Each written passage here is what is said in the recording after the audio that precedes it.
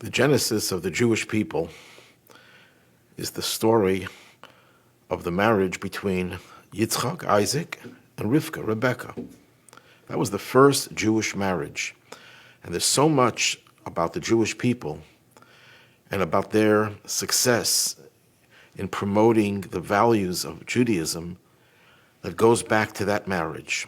The Torah describes the marriage as Abraham sends his servant Eliezer to find the match for his son Isaac, and he comes to the place of Abraham's birth, and Eliezer makes an unusual petition to God, and he says, God,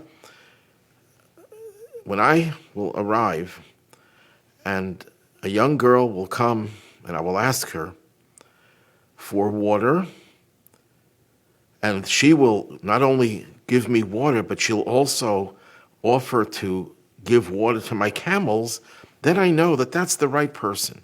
Simple understanding is that it's a sign that she's kind. But why was there a double condition? He could have just said if a woman or girl will offer to give him water, that's a sign of kindness. Why was there a need for Rebecca, to also offer to give water to the camels? One way of understanding this is based on dissecting compassion and kindness. There are two kinds of kindness, and they're very different, fundamentally different. One form of kindness is a reactive kindness. When you see someone in pain, someone suffering, someone in deep poverty, you just can't handle that. It bothers you to no end, and you feel you have to do something to correct it. That's a wonderful thing, but that's reactive. The proactive form of kindness is that even though you don't see anyone suffering, but you know there are people suffering, you know there are needs in the community, so you don't wait until the suffering hits you in the eyes. You go out and you look for ways of helping.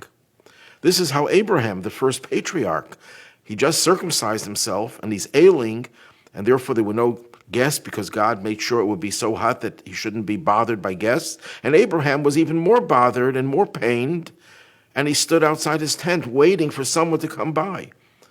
And God had to provide him with 3 angels disguised as people in order for him to be able to assuage his pain at not being able to help others.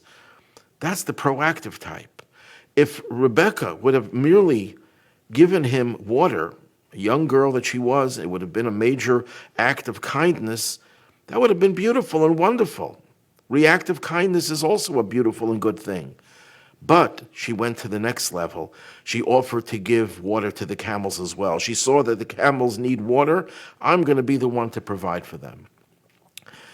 Whatever we are obligated to do, to be kind, reactive kindness and proactive kindness, God also does. When God sees our suffering in galut, in exile, that's a reactive kindness that God says, I have to do something to help the Jewish people. I have to do something to change the world, take away the pain and suffering. But when God created the world, there was no suffering, there was no pain, there was no world. That was proactive kindness.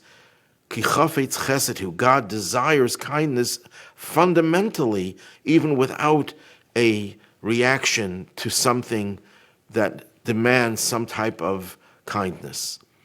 Once Mashiach comes, once we experience the final redemption and all the suffering of the world has been removed, then God will once again go back to his original stance of proactive kindness. And the lesson for us in the last days of exile is that we can't just be satisfied with responding to needs. We have to go out of our way to look for Jews and others whom we could help materially and spiritually.